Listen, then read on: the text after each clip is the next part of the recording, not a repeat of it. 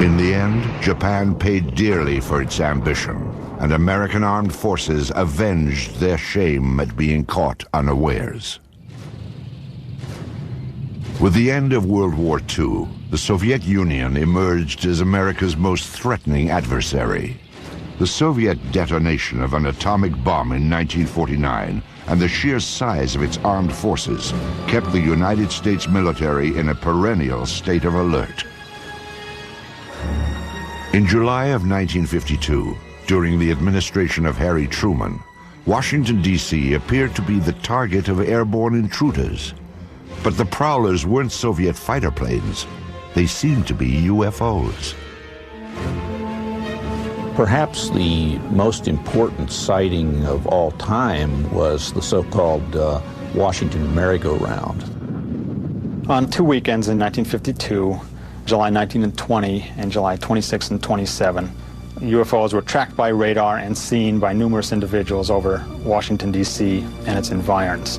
People at Andrews Air Force Base and at Washington National Airport went outside and could actually see objects in the sky that matched positions of blips on the radar scopes. And the net result of it was, for a couple days there, UFOs seemed to have had their way over the skies of Washington. On the third day of the sightings, as operators tracked the mysterious signals, curiosity suddenly turned to panic. The objects were heading toward the prohibited airspace over the Capitol and the White House itself. The Pentagon ordered jets from an airbase in Delaware to intercept the intruders. Al Chop was the Air Force's civilian spokesman on UFO issues. He was called to the radar room at Washington National as the dramatic incident unfolded. We were observing about 4 or 5 known flights and about 12 to 14 UFOs. And we saw the flight coming in from Delaware. We could see them on the radar scope, and the moment they came on the scope, all the UFOs disappeared. The fighter planes patrolled the empty skies for some 20 minutes, but there was nothing to intercept. However, when the jets returned to base, the UFOs promptly reappeared on radar. And then when they came back, after the interceptors left, the fact that they immediately came back on the scope, I was very apprehensive. Again, jets were sent aloft.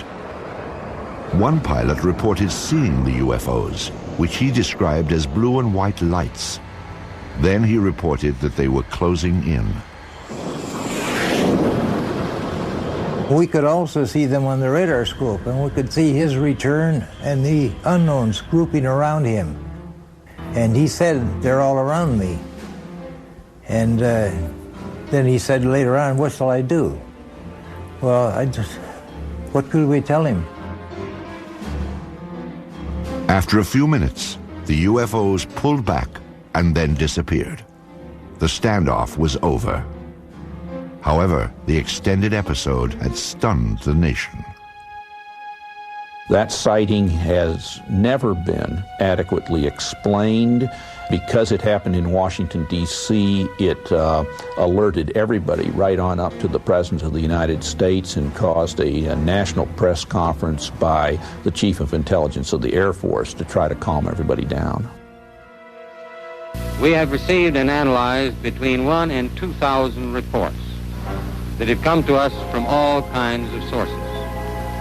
Of this great mass of reports, we have, as of date, come to only one firm conclusion, and that is that it does not contain any pattern of purpose or of consistency that we can relate to any conceivable threat to the United States. General Sanford went on to explain that the sightings were merely an atmospheric anomaly, an inversion layer. Radar signals had bounced off this layer and picked up ground images of cars and buildings. Somehow, experienced radar operators at 3 different locations had misidentified them as UFOs. The press dutifully took down the story. They bought the explanations. It was still standard practice, and it was for many years, to accept whatever the government said about flying saucers, no matter how foolish it was when you looked at it carefully. The people at Washington National Airport and at Andrews were expert radar people and personnel. They'd been there for many, many years and could easily differentiate between ground clutter and true metallic objects. I mean, if they couldn't, they shouldn't have been radar operators. The senior radar air traffic controller at Washington National Airport, Harry Barnes, wrote his own account of the so-called Washington merry-go-round. He describes the objects as making right-angle turns, as hovering, as reversing their course and moving back upon their path. One radar tracked the objects as moving at approximately 7,000 miles per hour.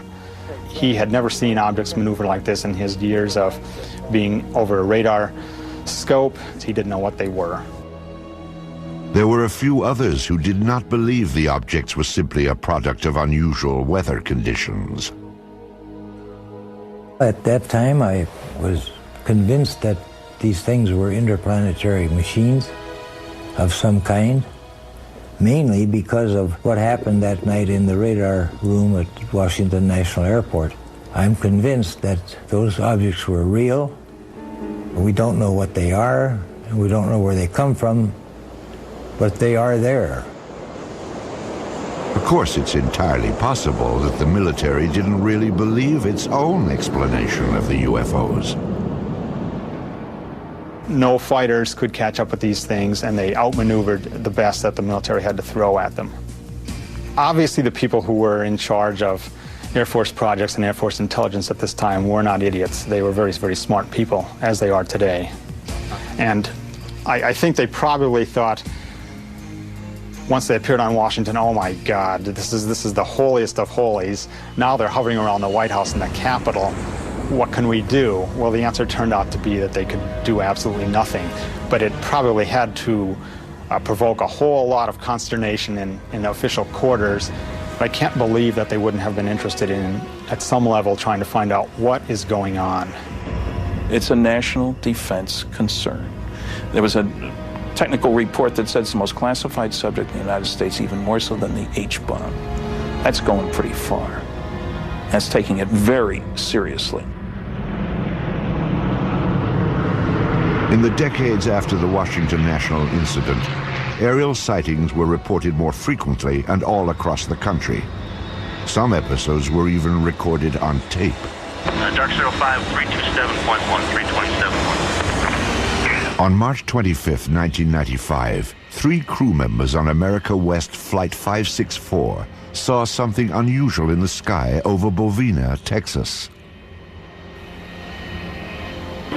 Texas 564, go ahead. Yeah, off to our 3 o'clock. Get some strokes out there.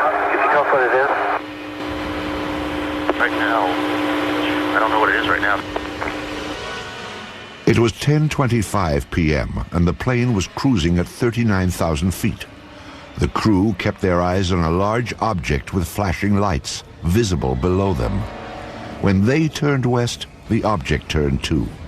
Here is the actual conversation between the flight's first officer and air traffic control. 564, could you pay that object at all on your radar? Cactus 564, no I don't. And talking to the 3 or 4 guys around here, no one knows what that is. We've never heard about that. But nobody's painting it at all? Okay, Cactus 564, say again? There's nothing on the radars on the other centers at all on that particular area, that object that's up in the air? It's up in the air? Affirmative. No, no one knows anything about it. Eventually, the object moved in front of an active thundercloud. When lightning flashed, the crew got a better look. What's the altitude about? I don't know, probably right around 30,000 or so, and it's with a strobe, it starts from going counterclockwise, and the length is unbelievable. The airline crew was seeing something that ground radar was not picking up. Air traffic controllers alerted Cannon Air Force Base in eastern New Mexico to check if military aircraft, or perhaps weather balloons, were known to be in the area. Cannon 21. Cannon, go ahead. Hey, do you guys know if there was anything like a tethered balloon or anything released that should be above tie band? No, we haven't heard nothing about it. Okay. Guy at 39,000 says he sees something at 30,000 that the length is unbelievable and it has a strobe on it. This is not good. Okay. What does that mean? I don't know. It's a UFO or something. It's that Roswell crap again. The desert just outside Roswell, New Mexico, was the site of a mysterious aircraft crash in July of 1947. Some 50 years later, the name Roswell had become synonymous with UFOs. And like Roswell, the experience of Flight 564's crew is still unexplained. Though crew members stick to their story, they prefer to remain anonymous. There's a lot of confusion, a lot of hesitancy about even reporting something like this, even in FAA, even in military. They're going to think we're crazy. I don't want to be grounded. I'm risking something here. And a lot of airline pilots feel that way too. Why should I report this? I don't want to be under medical microscope here. I'm not losing my mind. Airlines don't like to employ people who see strange things. If you have a reputation in your company or your Air Force squadron as being the guy who saw the UFO from your F-18, I'm not sure I want to fly wing with him, you see. It's a subtle thing. Again, it goes back to denial. It's easier just to deny it and to say, all right, he's an oddball. She just saw something that just couldn't be seen, so she's probably not as reliable as she should be. The fear of ridicule or retribution has kept many UFO eyewitnesses silent. Still, some do step forward, at times with extraordinary revelations.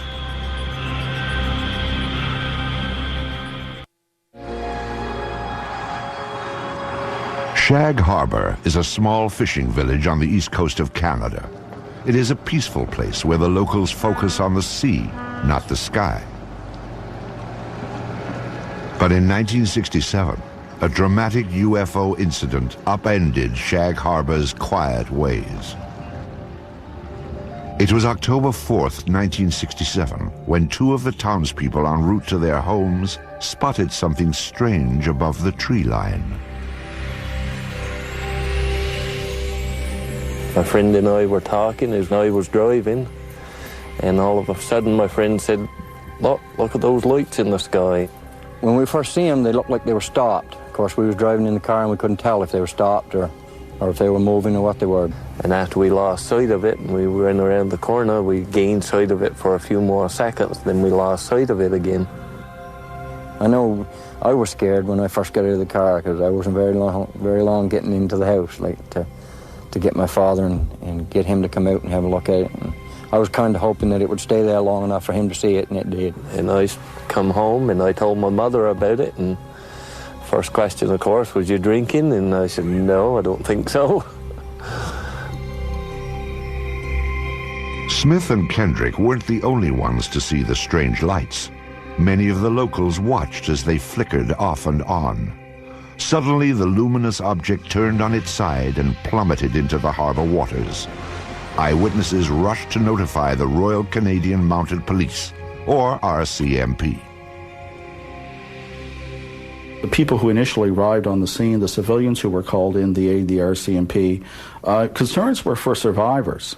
Most people saw this thing occur from a distance, and it was initially thought that perhaps it was an airplane crash. But what the eyewitnesses saw, or in this case what RCMP officers saw when they arrived on the scene, there were at least 3 officers on the shoreline that at least saw a pale yellow light moving on the water. They all felt that it was something quite unusual. The RCMP officers were not alone in observing the mysterious object. They were surrounded by a small gathering of spectators. And we all seen it, the police seen it, and everybody was, I guess, startled by it, and none of the people that were there had ever seen anything like it before. And I know I hadn't. The witnesses stood and stared, mesmerized by the strange light on the water. Then, just as suddenly as it had appeared, the light vanished. A Coast Guard cutter was summoned, but local fishermen, already on board their vessels, headed for the spot where the light had last been seen. They were looking for survivors, but the only clue that anything had happened that night was a thick layer of an unknown substance. There was a great bubbly foam, and it was yellow. Nothing I had ever seen before.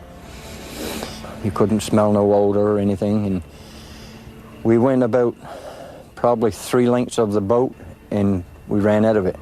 And we turned the boat around and came back into it, and we ran out of it again. The foam, like the lights, eventually disappeared. When it was obvious there was no further sign of distress, the search ended for the evening. By the following morning, the RCMP had already made contact with nearby military bases. They were hoping to find a reasonable explanation for what they'd seen. There was none. This left the small town of Shag Harbor to become big news.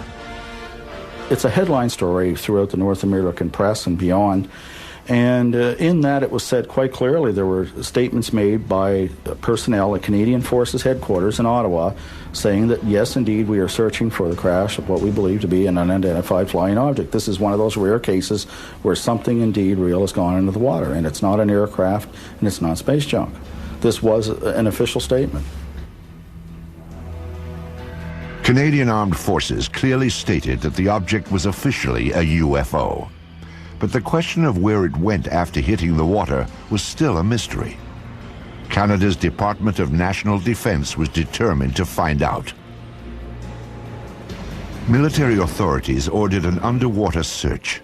Within hours of the sighting, a Navy diving team was bobbing off the shores of the tiny fishing village, scanning the harbor bottom for debris.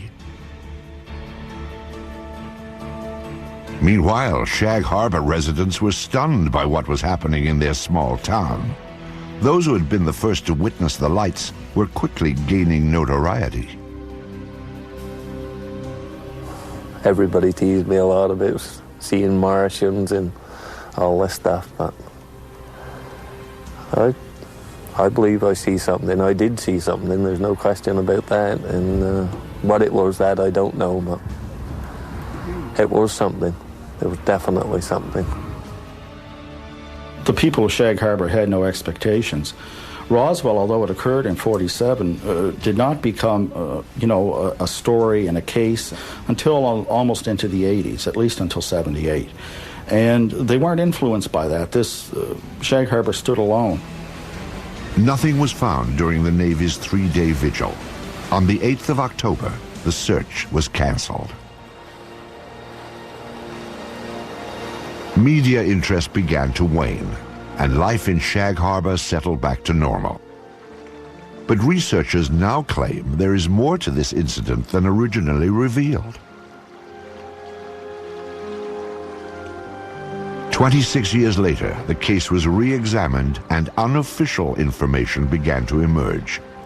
The men from the original Navy diving team were the first to talk, and what a story they had to tell. These men are claiming that there was a second operation, and their story has been corroborated by other Armed Forces personnel, that this UFO did not stay in the Shag Harbor area, but got away under the water and went up the coast and came to rest near Government Point. Now, at Government Point, you have a secret base. In those days, it was an American base on Canadian soil. To have an unidentified craft of any type sitting very near this facility and on some of their detection equipment would be a matter of extreme concern.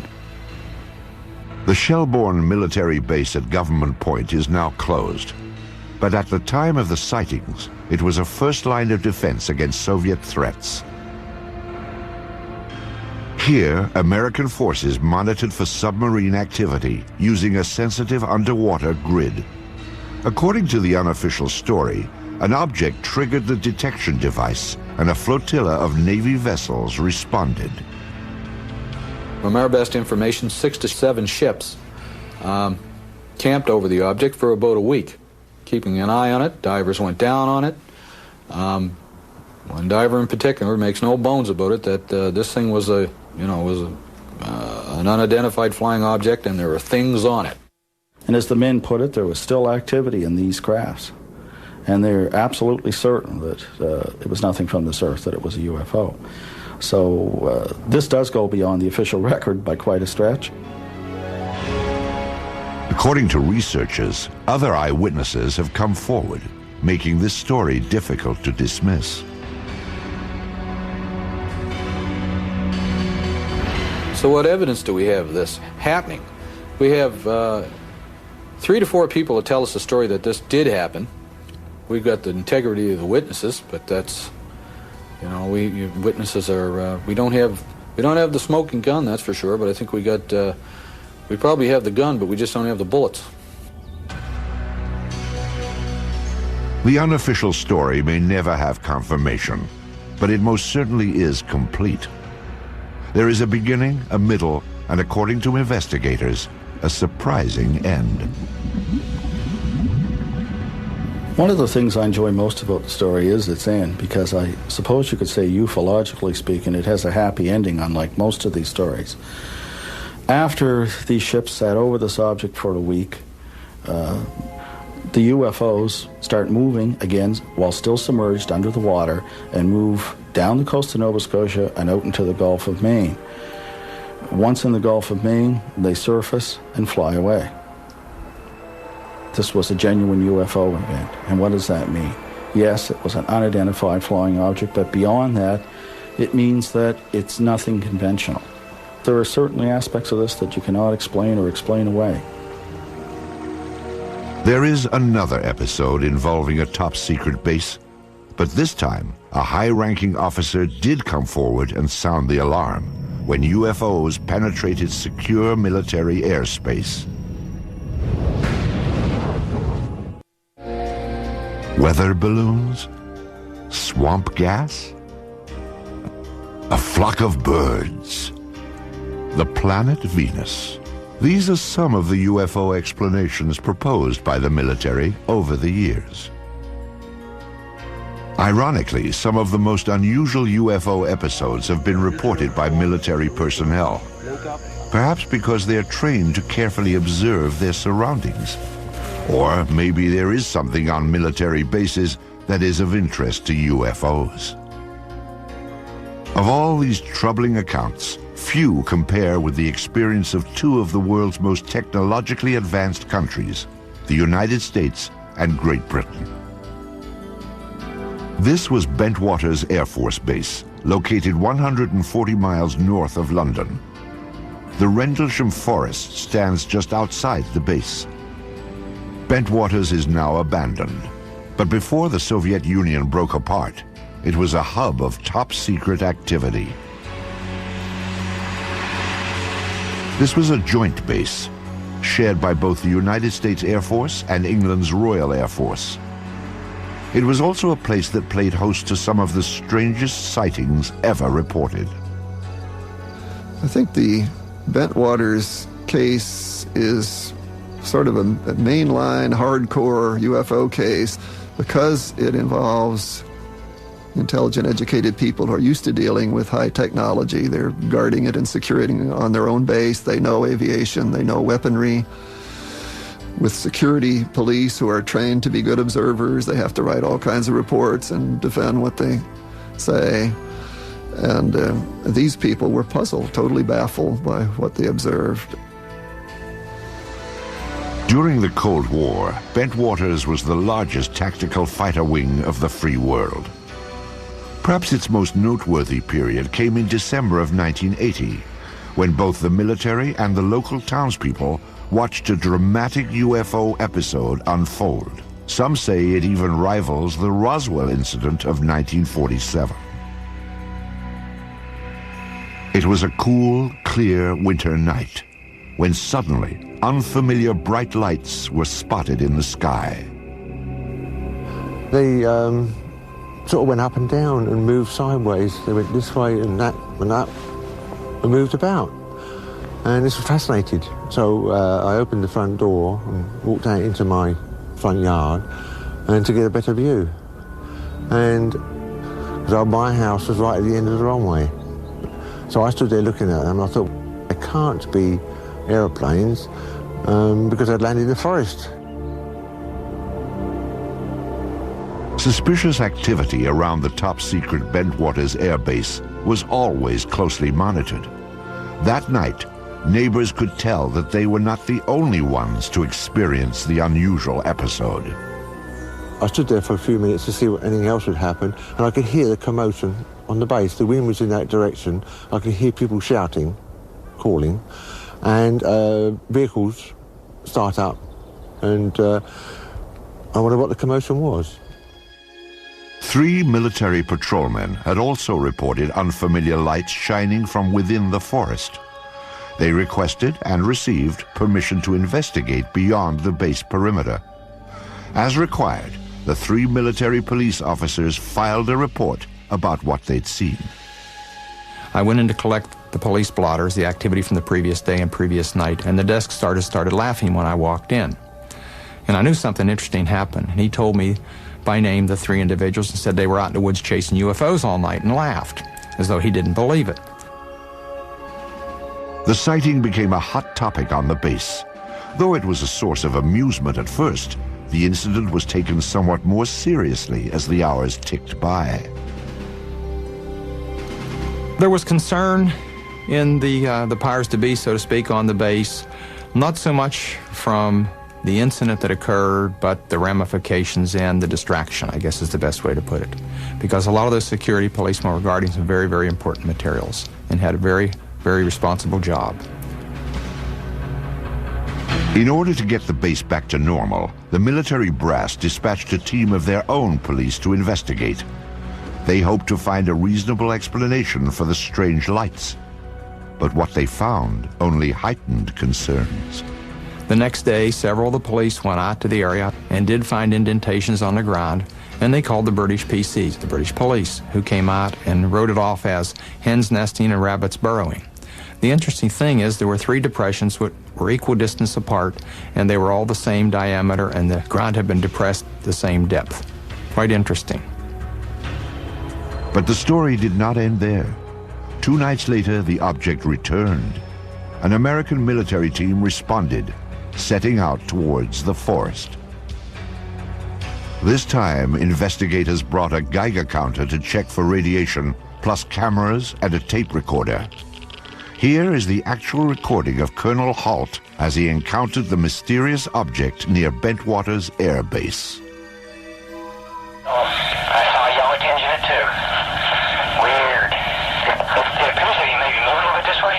Yes, it's better than it has been. Bill, it's coming this way. It is definitely coming this way. The two pieces of it are shooting off. There is no doubt about it. This is weird. Suddenly the object, the red object, started dripping like molten metal, just like coming out of a crucible. It dripped for, I would say, several minutes and suddenly exploded. There was no sound, just a poof, and broke into multiple white objects, and they all disappeared. Well, we were very puzzled at that time. We really didn't know what to think. In the forest, the military squad detected some unusually high radiation levels. However, they found no other evidence to explain the situation. Then, the team observed a stunning display of lights in the northern sky. The dazzling lights proved to be a mere prelude to the stunning object that appeared in the southern sky. Suddenly, the object to the south approached at very high speed, stopped, I would say, a half mile above us, I can't really tell for sure, and sent down some type of a beam that fell right at our feet. It wasn't like an ordinary light that fans out. This came down straight like a laser beam. Illuminated the ground, a small circle, weighed 10, 12 inches in diameter, probably for about, I'd say, 10 seconds. Well, I was very concerned then. Are we getting a signal? Are we getting a warning? Or was this some type of a weapon that hadn't gotten us yet? Just as suddenly as it appeared, it clicked, disappeared. 3 hours later, the UFOs were gone, but mass confusion had taken their place. We were sure nobody would believe this, and I say we were all thinking, wow, how are we going to cover this up? You know, what are we going to tell people? We can't tell the British. We can't go back and tell our bosses. They'll think we've all been out here in the woods drinking or something, which wasn't true, but there was great concern. At the risk of ruining his reputation, Colonel Halt reported the incident to a superior officer the next day. He then turned in his audio cassette from the night before. After a staff meeting, the officer asked Colonel Halt to discuss the matter with the British liaison. The liaison was out of town, so Halt wrote a memo. I wrote a memo which has become somewhat public, I guess, and kind of cleaned it up a little bit and abbreviated what happened. Later in the night, a red, sun-like light was seen through the trees. It moved about and pulsed. At one point, it appeared to throw off glowing particles, and then broke into 5 separate white objects, and they disappeared. I expected a phone call or somebody to drop around to see me real soon. Nothing happened, and nothing happened. You know, days turned into weeks, and I kept asking, well, you know, is there any interest? And finally, it just became a non-issue. Bentwater's commanders were content to let the matter drop, or so it seemed. But subsequent events would suggest that both the British and the American military regarded the incident at Bentwaters with the utmost gravity.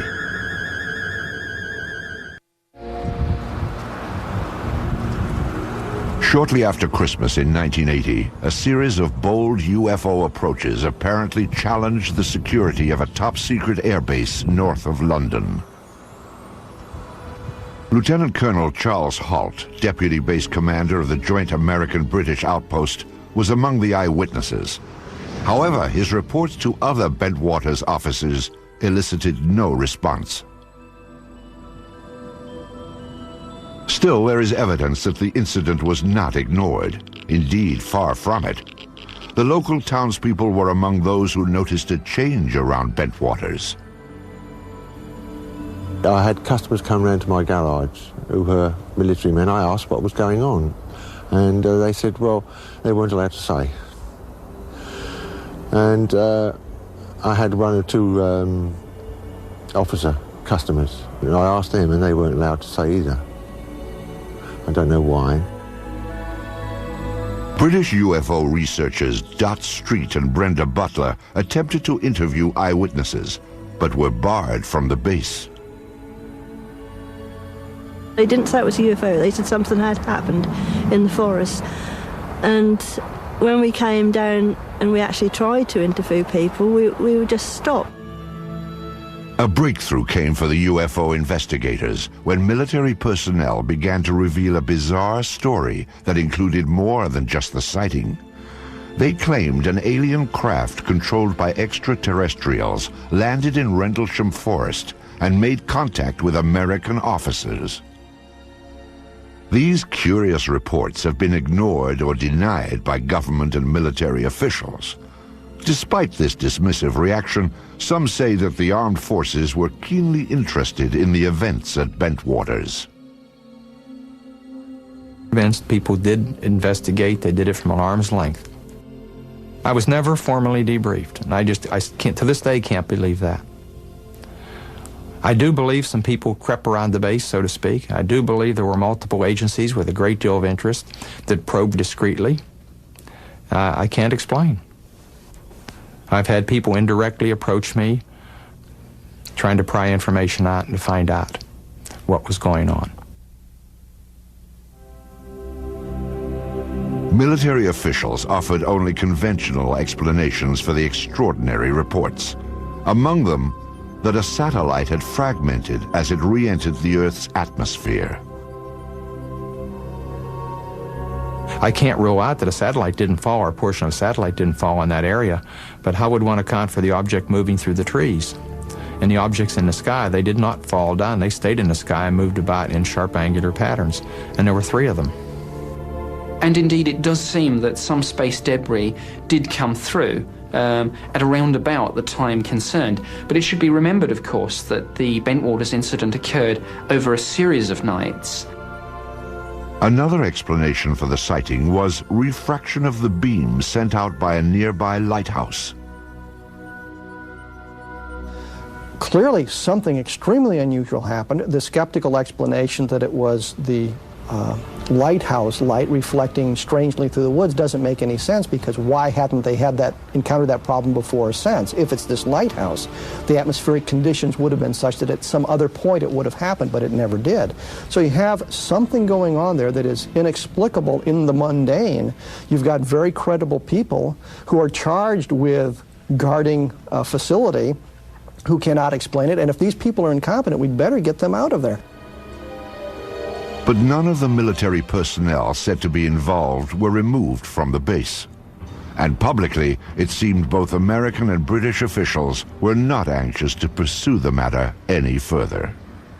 The corporate view of the British Ministry of Defence about the Bentwaters case is simply that the case was looked at the time and was not judged to be of any defence significance. Well, I've not seen that borne out by any analysis. It certainly seems to be an example of bureaucracy gone mad if you have something like this happen and people blandly say it's of no defence significance. Years later, the official position concerning the Bentwaters incident was revisited. This time it was brought before Parliament by no less than a former British Chief of Defence, Lord Hill Norton. Either the Americans, and indeed the deputy base commander, were hallucinating, or they believed that something had landed there, and they had taken photographs and records of it. In either event, it must be of interest to the defense of the United Kingdom. Despite such pronouncements, the military kept quiet about the incident at Bentwaters. Oh, there's no doubt in my mind it was some type of a cover-up. And I think there were some misleading stories put out. Somebody didn't want the general public to be aware of what had happened. Some 2 decades later, all physical evidence supposedly gathered during the incident is missing. No photographs have been found, although 3 separate search teams took pictures. And the military has no comment about the Geiger counter's high radiation readings in Rendlesham Forest. Perhaps the incident at Bentwaters Air Base in December of 1980 will never be fully explained. However, those who were directly involved have reached their own conclusions. I think something totally out of the ordinary happened, something that we don't have an explanation for, and I'd certainly like to have one. Have we been visited? Perhaps. There certainly was some type of intelligent control over what we saw. I don't think there were little green men on board or whatever, and I really can't explain it. I'm firmly convinced there was some type of intelligent control.